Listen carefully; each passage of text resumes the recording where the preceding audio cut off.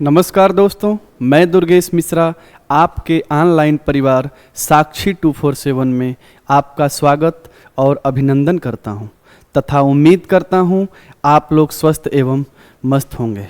दोस्तों, हम लोगों ने अपनी पिछली कक्षा में संविधान सभा के बारे में बहुत अच्छे से जाना। हम लोगों ने संविधान सभा के पीछे की चीज़ों को भी जाना और हम लोगों ने उसी पिछली कक्षा में ही भारतीय संविधान के भाग के बारे में जाना था। और मैंने पिछली कक्षा में ही बताया था कि दोस्तों अगली कक्षा में हमारे भारतीय संविधान की अनुसूचियों के बारे में चर्चा होगी। तो दोस्तों आज हम लोग भारतीय संविधान की अनुसूचियों के बारे में जानेंगे, परंतु मैं यह चाह रहा हूँ कि कुछ मोटिवेशनल स्पीच के माध्यम से आज की क्लास का आगाज़ किया जाए। तो दोस्तों चलिए आज की क्लास का आगाज़ मोटिवेशनल स्पीच के माध्यम से ही करते हैं। करत करत अभ्यास से जड़िमत होत सुजान, रस्सी आवत जात से सिल पे पड़े निशान। अर्थात इसमें कवि यह कहना चाहता है कि अभ्यास वह नियम, वह अधिनियम, वह व्याकरण है जिसके माध्यम से आप संसार के बड़े से बड़े गोल को भी ग्रहण कर सकते हैं, पकड़ सकते हैं। और उन्होंने एक उदाहरण के माध्यम से भी बताया कि जैसे कुआं या कुइयां के बगल में एक पत्थर लगा होता है और उस पत्थर से रस्सी के माध्यम से उसमें कुएं से जल निकाला जाता है और उस रस्सी के माध्यम से सिल पर अर्थात उस पत्थर पर निशान पड़ जाते हैं। देखने में दोस्तों यह मात्र 2 लाइन है, परंतु केवल इसी को पकड़ के अगर आप लगातार मेहनत करेंगे तो इन दोनों लाइनों में संसार की समस्त शक्तियां व्याप्त हो जाएंगी, क्योंकि लगातार मेहनत करना ही एक बहुत ही उचित माध्यम होता है। तो चलिए दोस्तों आज की क्लास का आरंभ या आगाज करते हैं। अनुसूची के बारे में हम लोग जब चर्चा करेंगे दोस्तों, तो भारतीय संविधान की अनुसूची, भारतीय संविधान की अनुसूची, मैंने आप लोगों को पिछली कक्षा में बताया था कि मूल संविधान में कुल 8 अनुसूचियां थीं, परंतु समय जब परिवर्तन हुआ और ऐसा लगा कि नहीं अब संविधान में अनुसूचियों की संख्या बढ़ानी चाहिए, तो क्रमशः समय समय के साथ अनुसूचियां बढ़ती गईं और वर्तमान में कुल कितनी अनुसूचियां हैं दोस्तों? तो वर्तमान में कुल 12 अनुसूचियां हैं। और प्रश्न यहाँ से डायरेक्ट पूछ लेता है कि पहली अनुसूची में क्या है, दूसरी अनुसूची में क्या है, 8वीं अनुसूची में क्या है, 9वीं अनुसूची में क्या है। तो दोस्तों आज हम लोग यही देखेंगे। हम लोग बात करेंगे आज पहली अनुसूची पर। तो पहली अनुसूची जब हमारी है, पहली अनुसूची, तो पहली अनुसूची में भारत के 28 राज्य और केंद्र शासित प्रदेशों का वर्णन है। कितने? भारत के 28 राज्य और 8 केंद्र शासित प्रदेशों का वर्णन है। तो लिखते हैं भारत के 28 राज्य। 28 राज्य दोस्तों, राज्य और राज्य राजधानियां 28 के आप लोग याद कर लीजिएगा, यह भी इम्पोर्टेंट है। यह मत सोचिएगा कि यह बहुत छोटा है, परीक्षा में आती हुई चीज़ें भी गलत हो जाती हैं, ठीक है। और 8 केंद्र शासित प्रदेश, कितने? 8 केंद्र शासित प्रदेश। कितने? 8 केंद्र शासित प्रदेश हैं। आप लोग जानते होंगे कि पहले 9 केंद्र शासित प्रदेश थे, परंतु अब 8 हो गए हैं। और कैसे हुए हैं थोड़ा सा इस पर हम लोग चर्चा करते हैं। तो एक डेट आती है 31 अक्टूबर 2009 की। कौन सी डेट? 31 अक्टूबर 2009 की। अगले पेज पर लिख देते हैं इसको। 31 अक्टूबर 2019।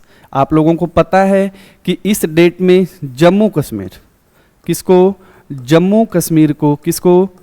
कश्मीर को जो पहले एक पूर्ण राज्य हुआ करता था, इसको तोड़ के अब 2 केंद्र शासित प्रदेश बना दिए गए। कितने? 2 केंद्र शासित प्रदेश बना दिए गए, जिसमें पहला नाम लद्दाख और दूसरा जम्मू जम्मू कश्मीर। अब स्थिति क्या होती है कि इसके बाद एक डेट आती है 26 जनवरी 2020 ईस्वी की। एक डेट आती है 26 जनवरी 2020 ईस्वी की, 26 जनवरी 2020 ईस्वी को। और इसमें क्या होता है, दादर नागर हवेली को दमन द्वीप के साथ मिला दिया जाता है। दादर नागर हवेली को दमन और द्वीप से मिला दिया जाता है। लिख देते हैं, दादर नागर हवेली को किस में मिला दिया जाता है, दमन द्वीप के साथ। दमन द्वीप के साथ मिला दिया जाता है दोस्तों। तो पहले क्या हुआ करते थे, 7 केंद्र शासित प्रदेश हुआ करते थे। जम्मू कश्मीर जब टूट गया तो 7 दूनी 9 हो गए, परंतु जब दादर नागर हवेली को दमन द्वीप के साथ मिला दिया गया तो वर्तमान में भारत में 28 राज्य और 8 केंद्र शासित प्रदेश हैं। दोस्तों इसी के साथ हमारी पहली अनुसूची समाप्त होती है। अब दूसरी अनुसूची की बात करेंगे तो हमारे दूसरी अनुसूची में दूसरी अनुसूची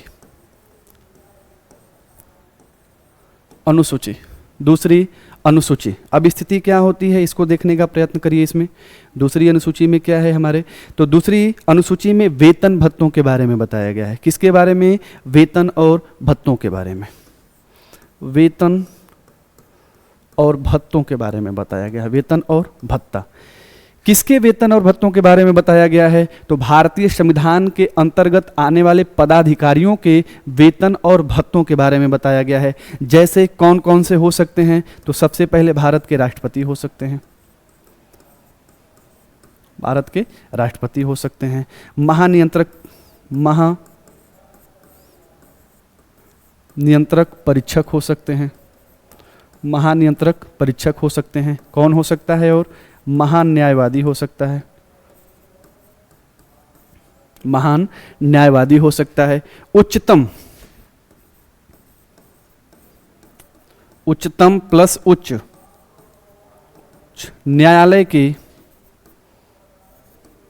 उच्चतम तथा उच्च न्यायालय के न्यायाधीशों के बारे में, न्यायाधीशों का वेतन और मुख्य न्यायाधीशों का वेतन, मुख्य न्यायाधीश और अन्य न्यायाधीशों के वेतन के बारे में बताया गया है। आगे थोड़ा सा मिटा लेते हैं। संसद के लोकसभा और राज्यसभा, लोकसभा और राज्यसभा के अध्यक्ष और उपाध्यक्ष, राज्यसभा के सभापति और उपसभापति के वेतन और भत्तों के बारे में बताया गया है। आगे चर्चा करेंगे तो राज्य के विधानमंडल में विधानसभा और विधान परिषद के क्रमशः अध्यक्ष और उपाध्यक्ष तथा सभापति और उपसभापति के वेतन और भत्तों के बारे में चर्चा की गई है। ध्यान में रखिएगा दोस्तों, यहाँ पे सबसे इम्पॉर्टेंट फैक्ट यह होता है कि राष्ट्रपति का वेतन राष्ट्रपति के पद का नहीं मिलता है, अर्थात राष्ट्रपति कह रहे हैं, उपराष्ट्रपति का वेतन उपराष्ट्रपति के पद का नहीं मिलता है, उसको राज्यसभा के सभापति के पद का मिलता है। क्योंकि आप लोगों को पता होगा, आगे हम लोग चर्चा भी करेंगे कि उपराष्ट्रपति राज्यसभा का पदेन सभापति होता है। ठीक है, अब यहीं से हमारी दूसरी अनुसूची समाप्त होती है। अगर हम लोग तीसरी अनुसूची के बारे में चर्चा करेंगे तो हमारी तीसरी अनुसूची क्या कहती है, इसको समझने का प्रयत्न करिएगा। तो तीसरी अनुसूची हमारी यह बताती है कि जितने लोग थे, जितने भी पदाधिकारी थे जिनको अनुसूची 2 के अंतर्गत वेतन दिया गया, उनको अब अनुसूची 3 के अंतर्गत क्या दिया जाएगा, शपथ दिलवाया जाएगा। तो चर्चा करेंगे, अनुसूची 3 में शपथ का प्रावधान है, शपथ का प्रावधान है, लेकिन इसमें अपवाद भी है। क्या है, अपवाद भी है, अर्थात इसमें अपवाद पहले नंबर पर राष्ट्रपति है। कौन है, राष्ट्रपति है। पहले नंबर पर अपवाद राष्ट्रपति है, दूसरे नंबर पर अपवाद उपराष्ट्रपति है, और तीसरे नंबर पर अपवाद राज्यपाल है। राज्यपाल है। ध्यान में रखिएगा, राष्ट्रपति को शपथ अनुच्छेद 60 के अनुसार दिलवाया जाता है। 60 में शपथ है राष्ट्रपति का। और उपराष्ट्रपति को अनुच्छेद 69 के तहत शपथ दिलवाया जाता है और राज्यपाल को अनुच्छेद 159 के तहत शपथ दिलवाई जाती है। तो प्रश्न डायरेक्ट पूछता है कि राष्ट्रपति को शपथ किस अनुसूची से दिलवाया जाता है, तो उसमें इनमें से कोई नहीं सही होगा। क्यों? क्योंकि राष्ट्रपति को शपथ अनुच्छेद 60 से, उपराष्ट्रपति को अनुच्छेद 69 से और राज्यपाल को अनुच्छेद 159 से दिलवाई जाती है। क्लियर है दोस्तों? तो चलिए आगे हम लोग चौथी अनुसूची की बात करेंगे। जब हम लोग, तो चौथी अनुसूची में क्या है, चौथी अनुसूची में क्या है, इसको थोड़ा सा हम लोग देखेंगे।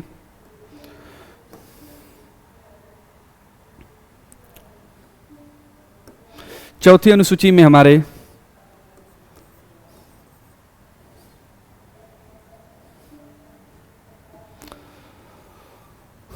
चौथी अनुसूची में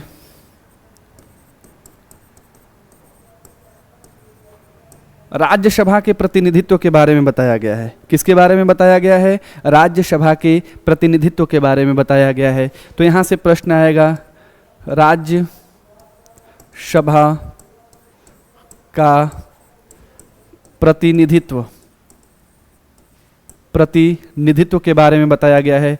दोस्तों आप लोगों को पता होगा कि वर्तमान में भारत के 28 राज्य और 3 केंद्र शासित प्रदेशों में राज्यसभा की सीटें हैं। राज्यसभा क्या है, लोकसभा क्या है, इसकी चर्चा जब संसद आएगी तब हम लोग करेंगे। थोड़ी सी इसके बारे में चर्चा कर लेते हैं। तो ध्यान में रखिएगा, राज्यसभा के प्रतिनिधित्व के बारे में बताया गया है। अगली इंपॉर्टेंट चीज इसमें यह है कि भारत के 28 राज्य, कितने? 28 राज्य प्लस 3 केंद्र शासित प्रदेश, 3 केंद्र शासित प्रदेशों में राज्यसभा की सीटें हैं और यहाँ से प्रतिनिधित्व चुन के राज्यसभा में जाते हैं। ठीक है, जिसमें सबसे अधिक सीट यूपी में कितनी? 31 में। अब सबसे इंपॉर्टेंट प्रश्न यह भी बनता है कि 3 केंद्र शासित प्रदेश कौन कौन से हैं? तो 3 केंद्र शासित प्रदेशों में सबसे पहले जम्मू कश्मीर है। जम्मू कश्मीर के पास कुल सीटों की संख्या 4 है। कितनी है? 4 है। दिल्ली के पास कितनी है? दिल्ली के पास 3 होगी और एक पुदुचेरी। पुदुचेरी में राज्यसभा की सीट कितनी है? राज्यसभा की सीट कितनी है? 1 है। ध्यान में रखिएगा। तो प्रश्न पूछता है कि राज्यसभा की सबसे अधिक सीट केंद्र शासित प्रदेशों में राज्य जम्मू कश्मीर के पास और सबसे कम पुदुचेरी के पास है। दोस्तों हमारी चौथी अनुसूची भी समाप्त हुई। चलते हैं 5वीं अनुसूची के बारे में देखते हैं। तो हमारी जो 5वीं अनुसूची है हमें यह बताती है कि 5वीं अनुसूची हमारी यह बताती है कि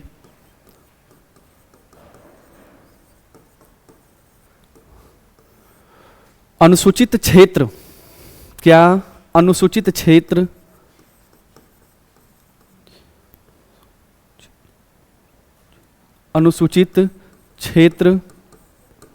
तथा अनुसूचित जनजातीय क्षेत्र के प्रबंधन प्लस इनके प्रशासन के बारे में बताया गया है। प्रशासन अर्थात भारत में अनुसूचित क्षेत्र और अनुसूचित जनजातीय क्षेत्रों में वहाँ का प्रशासन कैसा होना चाहिए, उनकी देख रेख कैसी होनी चाहिए, उनको कैसे रखा जाना चाहिए, इसमें सारी चर्चाएं 5वीं अनुसूची में बताया गया है। दोस्तों अब हम थोड़ा सा इसको याद कैसे करेंगे इसके बारे में चर्चा करते हैं। तो आप लोगों ने यह समझा कि अनुसूची 1 में भारत के 28 राज्य और 8 केंद्र शासित प्रदेशों का वर्णन है। तो हम लोग यह सोच लेते हैं कि अनुसूची 1 में एक कंपनी बनाई गई जिसमें 28 राज्य और 8 केंद्र शासित प्रदेश हैं। अनुसूची 2 में क्या है? तो अनुसूची 2 में वेतन और भत्ते हैं। दोस्तों जब कोई कंपनी बनती है तो वहाँ पे एम्प्लॉय जाता है तो बात करता है वहाँ कंपनी मालिकों से। तो सबसे पहले बात यही होती है कि भाई हमको वेतन कितना मिलेगा, है ना। तो कंपनी का जो मालिक होता है वह एम्प्लॉय को बता देता है कि नहीं भाई इतना वेतन आपका होगा, ऐसे वेतन होगा आपका। तो अनुसूची 3 में फिर क्या है, शपथ है।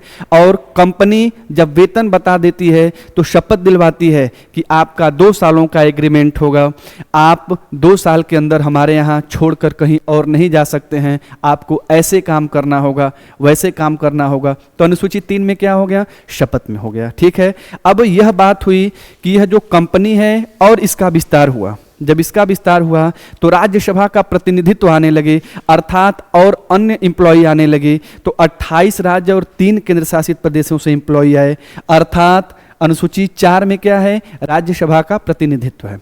अब क्या हुआ, पैसा कंपनी बन गई, फिर उसके बाद वेतन भत्ते की बात हो गई, शपथ की बात हो गई, एम्प्लॉय और बढ़ गए। तो अब बात आती है कि कंपनी के दिमाग में एक बात आई कि कुछ ऐसे क्षेत्र हैं जिसमें कंपनी को बढ़ाना होगा।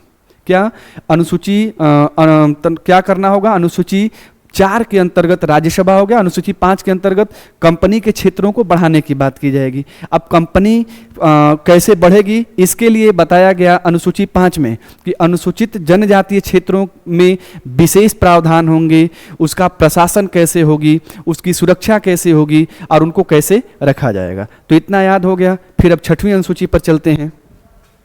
तो जो हमारी 6वीं अनुसूची है दोस्तों, 6वीं अनुसूची, 6वीं अनुसूची में 4 विशेष राज्य, कितने, 4 विशेष राज्य ध्यान में रखिएगा, असम, मेघालय, त्रिपुरा और मिजोरम। क्या, असम, मेघालय, त्रिपुरा और मिजोरम, इस पर विशेष तौर पर प्रशासन के बारे में बात की गई, क्योंकि आप लोगों को पता है कि भारत के यह पूर्वोत्तर राज्य सबसे अधिक एससी जनजाति वाले क्षेत्र हैं।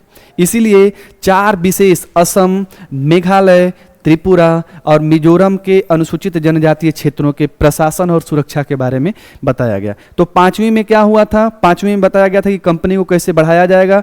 उसमें 4 क्षेत्र ऐसे थे, असम, मेघालय, त्रिपुरा और मिजोरम, जो कि अति पिछड़े थे। तो कंपनी ने कहा कि असम, मेघालय, त्रिपुरा और मिजोरम पर विशेष ध्यान दिया जाना चाहिए। ठीक है, अब हम लोग अनुसूची 7 की ओर बढ़ेंगे दोस्तों, जो कि सबसे इंपॉर्टेंट हो जाती है, इस पर हम लोग चर्चा करेंगे। तो 7वीं अनुसूची में क्या, 7वीं अनुसूची में अगर हम लोग चर्चा करें तो 7वीं अनुसूची में क्या है, 7वीं अनुसूची में शक्तियों का बंटवारा है। क्या है, शक्तियों का बंटवारा है। 7वीं अनुसूची में शक्तियों का बंटवारा है, शक्तियों का बंटवारा है। ध्यान से समझिएगा दोस्तों, यह अनुसूची बहुत ही इंपॉर्टेंट है। डायरेक्ट यहां से प्रश्न पूछ लेता है कि यह किस संघ का विषय है, या किस राज्य का विषय है, या संघ का विषय है, राज्य का विषय है, या समवर्ती सूची का विषय है। तो इसमें शक्तियों का बंटवारा किया गया है। क्या किया गया है, शक्तियों का बंटवारा किया गया है। और 3 सूची बनाई गई है। कितनी सूची, 3 सूची बनाई गई है दोस्तों, जिसके बारे में हम लोग अभी चर्चा करेंगे और बहुत ही विस्तृत और अच्छे से चर्चा करेंगे। सबसे पहले नंबर पर है संघ सूची, संघ सूची। दूसरे नंबर पर राज्य सूची, और तीसरे नंबर पर क्या है, समवर्ती सूची, समवर्ती सूची। ध्यान में रखिएगा, संघ सूची, राज्य सूची और समवर्ती सूची। अब संघ की बात करेंगे दोस्तों, तो संघ में जितने भी विषय हैं इस पर केवल और केवल संघ ही कानून बनाएगा, और केवल संघ का ही कानून मान्य होगा, राज्य का कानून मान्य नहीं होगा। पहले क्या थे, पहले इसमें 97 विषय थे। पहले कितने विषय थे, 97। कितने, 97।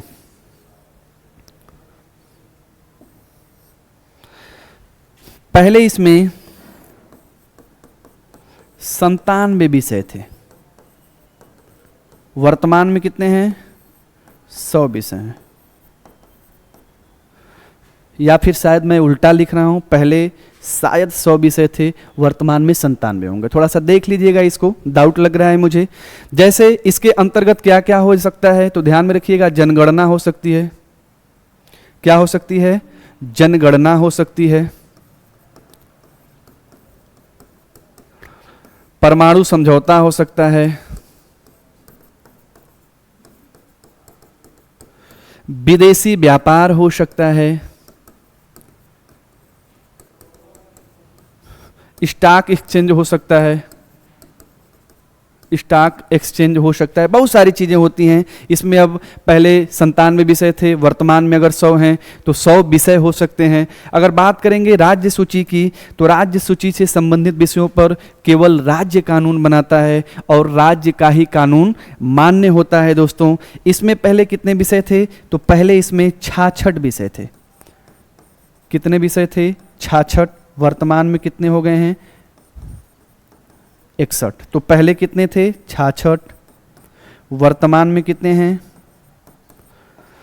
61। समवर्ती सूची की बात करेंगे तो समवर्ती मतलब समानवर्ती, जिसमें संघ और राज्य दोनों कानून बनाएंगे, संघ और राज्य दोनों का कानून मान्य होगा, परंतु अगर मतभेद की स्थिति होगी तो संघ का कानून मान्य होगा। ठीक है, किसका? संघ का कानून मान्य होगा। इसमें पहले 47 विषय थे। कितने? 47 विषय थे। और वर्तमान में कितने हैं? 52 विषय हैं। वर्तमान में 52 विषय है। विशेष ध्यान दीजिएगा इसको। और इसमें कौन कौन से, जैसे राज्य के अंतर्गत पुलिस प्रशासन आ सकता है ना।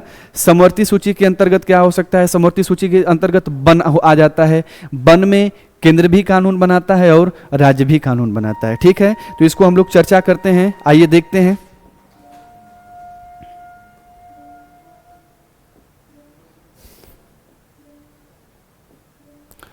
संघ सूची के अंतर्गत प्रतिरक्षा, विदेशी मामले, नागरिकता, संचार, परमाणु ऊर्जा, युद्ध और शांति तथा खनिज। यह खनिज भारत के अंदर कहीं भी प्राप्त होता है, तो इस पर सबसे बड़ा कानून किसका होता है? संघ सूची का होता है दोस्तों।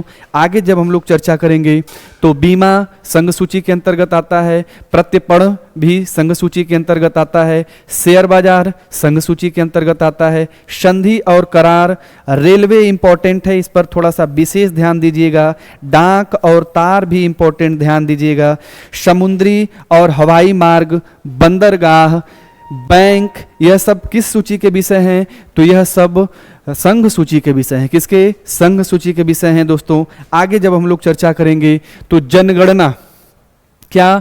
जनगणना सबसे इंपॉर्टेंट, डाकघर, बचत बैंक, स्टॉक एक्सचेंज, मुद्रा, विदेशी ऋण, रिजर्व बैंक। रिजर्व बैंक किसका है? संघ सूची का विषय है। संघ सूची के आगे हम लोग जब चर्चा करेंगे, एक मिनट थोड़ा कलर चेंज कर लें, तो आयकर, क्या?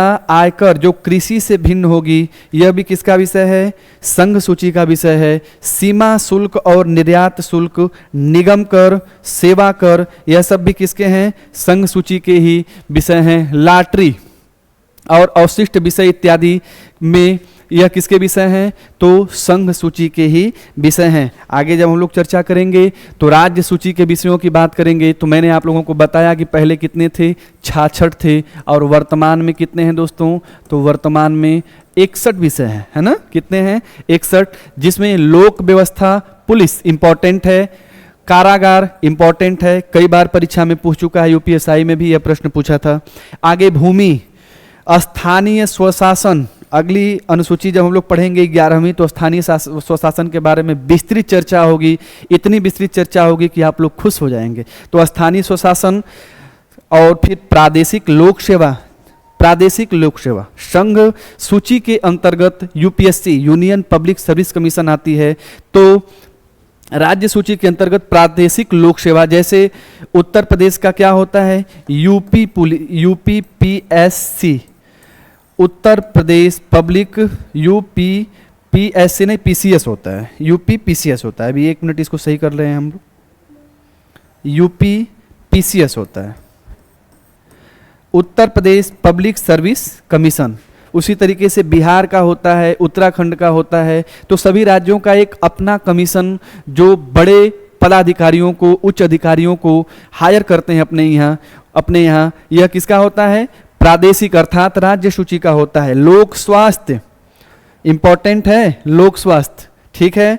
बाजार और मेले, यह कहाँ? यह राज्य सूची का विषय है। दाव और जुआ, जुआ खेलना भी किसके अंतर्गत आता है? राज्य सूची के अंतर्गत आता है। आगे पशुपालन इंपॉर्टेंट है, सिंचाई इंपॉर्टेंट है, गैस भी।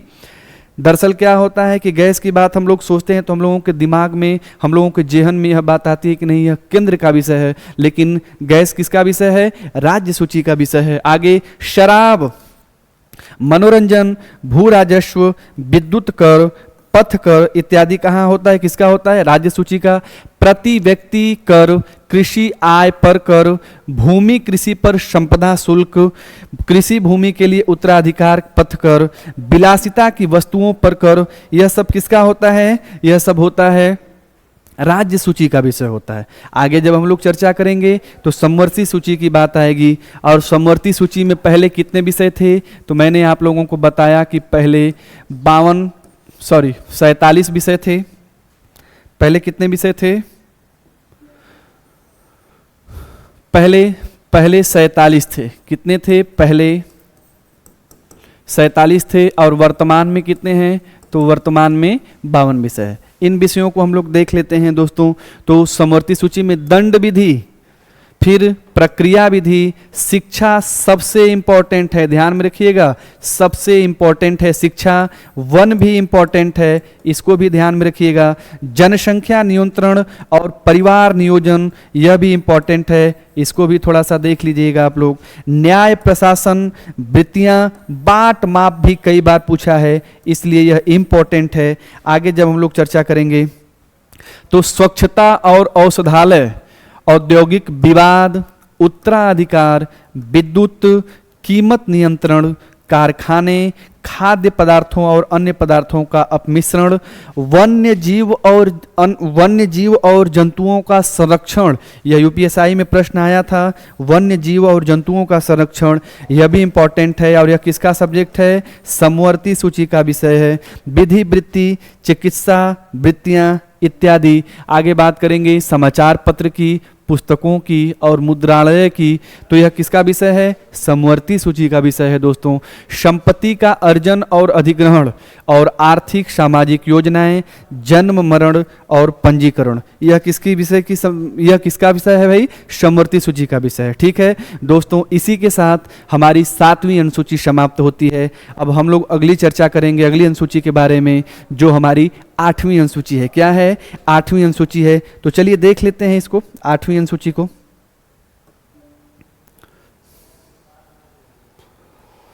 आठवीं अनुसूची को देखते हैं। 8वीं अनुसूची के बारे में चर्चा करेंगे। 8वीं अनुसूची बहुत इंपॉर्टेंट है। और यह किससे संबंधित है? तो यह भाषा से संबंधित है, भाषा से संबंधित है दोस्तों। इस पर थोड़ा सा विशेष ध्यान देना होगा, क्योंकि इसमें कई संशोधन हुए हैं जो हमारी परीक्षा की दृष्टि से अति महत्वपूर्ण हो जाते हैं ना। तो चलिए देखते हैं। यहाँ से सबसे पहला प्रश्न यह बनता है कि मूल संविधान में, किसमें? मूल संविधान में कुल भाषाओं की संख्या कितनी थी? मूल संविधान में कुल भाषाओं की संख्या कितनी थी? तो 14 भाषा थी। कितनी दोस्तों? 14 भाषा थी। फिर अगला प्रश्न होता है कि वर्तमान में कुल भाषाओं की संख्या 8वीं अनुसूची के अंतर्गत। तो दोस्तों वर्तमान में 22 भाषाएं हैं। तो यह 14 से 22 कब हो गई और कैसे हुई, इसी के बारे में हम लोग चर्चा करेंगे। थोड़ा सा मैं यहाँ पे बता देता हूँ कि 14 भाषाओं में पहले नंबर पर असमिया थी। कौन? असमिया। 11वें नंबर पर कौन सी थी? तो संस्कृत थी। 11वें नंबर पर संस्कृत। और 22वें नंबर पर कौन सी है? तो 22वें नंबर पर बोडो है दोस्तों। हमारे हिंदी भाषी क्षेत्र के अंतर्गत हिंदी उपभाषा परिवार की एकमात्र भाषा मैथिली है। कौन है? मैथिली है, जो बिहार में बोली जाती है, जिसको भारतीय संविधान की 8वीं अनुसूची में दर्जा प्राप्त है भाषाओं में। तो यहाँ पे इंपॉर्टेंट कौन सी भाषा हो जाएगी? मैथिली भी हो जाएगी, ध्यान में रखिएगा। मैथिली, मैथिली एकमात्र ऐसी भाषा है, एकमात्र ऐसी भाषा या बोली है जिसको 8वीं अनुसूची में रखा गया है। और यह मैथिली हिंदी भाषी क्षेत्र के अंतर्गत भाषा आती है। क्या?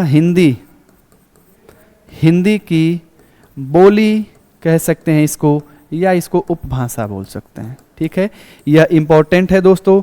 चलिए अब देखते हैं कि 14 से 15वीं कब हुई, 16वीं कब हुई, 17वीं कब हुई। तो चलिए देखते हैं।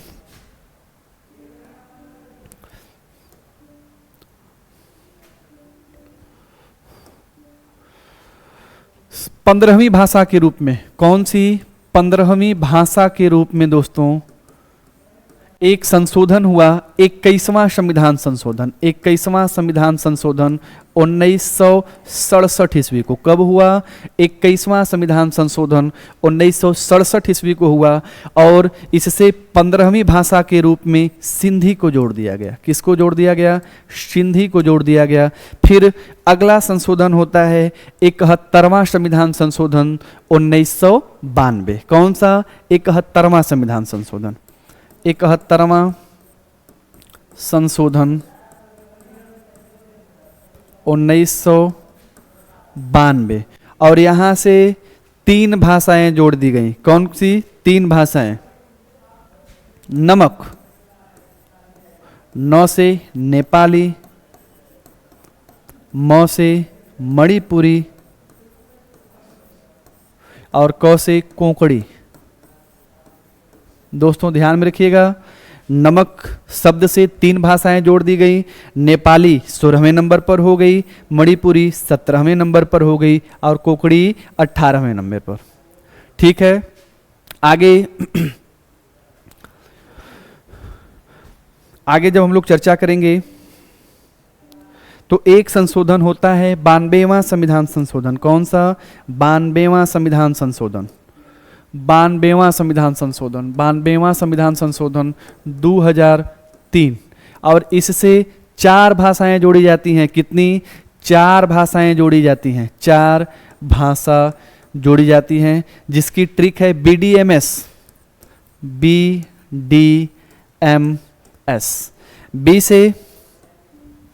बी से बोडो, बी से बोडो, डी से डोंगरी, यम से मैथिली, यम से मैथिली और यस से क्या होगा? संथाली। संथाली। तो इस प्रकार से 19वीं, 20वीं, 21वीं और 22वीं, वर्तमान में कुल कितनी भाषाएं हैं? 22 भाषाएं हैं। 8वीं अनुसूची हमारी समाप्त होती है। दोस्तों आज इसी 8वीं अनुसूची पर हम इस क्लास को रोक रहे हैं, क्योंकि क्लास ज़्यादा लंबा हो जाएगी। अगली जैसे हमारी अगली क्लास होगी उसमें हम लोग 9वीं, 10वीं, 11वीं और 12वीं को पढ़ेंगे। तब तक के लिए स्वस्थ रहें, मस्त रहें। धन्यवाद।